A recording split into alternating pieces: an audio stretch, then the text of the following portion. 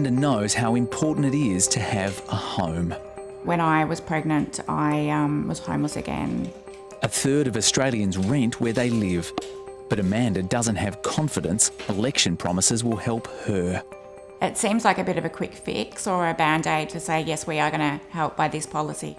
And home ownership is, going to be affordable because of this, but it can't be fixed that quickly. The focus of major parties has been getting more people into home ownership. The home guarantee scheme.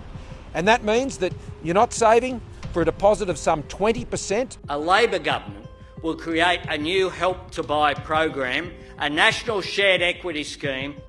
But rental vacancy rates are at record lows.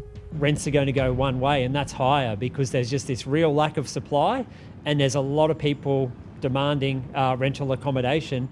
People are also renting for longer.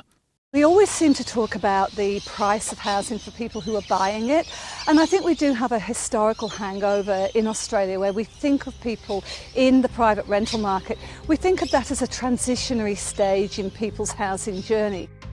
Nationwide, median rents have jumped almost 5% year on year. In regional areas, it's more than 10%. The squeeze is on. After a decade of stagnant wage growth, interest rates are rising again as the Reserve Bank tries to battle soaring inflation that's eroding people's purchasing power. This is being described as an election focused on the cost of living. And the biggest cost of living for households is housing. Look, the big issue over a long period of time in the housing market is that we haven't seen the investment into low-cost rental accommodation that we need. That might be turning around. Both the Coalition and Labor have committed to building nearly 30,000 units of social housing, where rents are capped. But researchers say we need 400,000 more. And we're well behind nations with similar economies, where affordable homes are provided by the government. We actually didn't have a supply of housing, including rental product, that we needed coming into the pandemic. Whether you want to rent or buy, the housing industry is concerned not enough properties are being built. The annual shortfall set to balloon to 20,000 homes within a decade. What we need is national action on housing supply, national action to address housing affordability. We've got the models, we just need the will.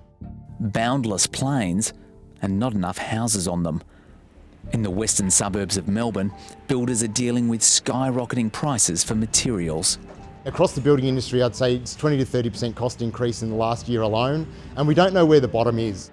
Finding staff is also a problem. That's adding to inflation. The bigger issue is there's only a finite amount of a trade base, and we've got an increased demand. All the builders are in the same boat. Meaning no easy answers for a growing group of 8 million renters looking to put a roof over their heads. I want for me and my child is, a stable house that I can call my own and I can paint the walls and I can do, what I want to that's secure and mine. A basic human need, yet still very much a promise.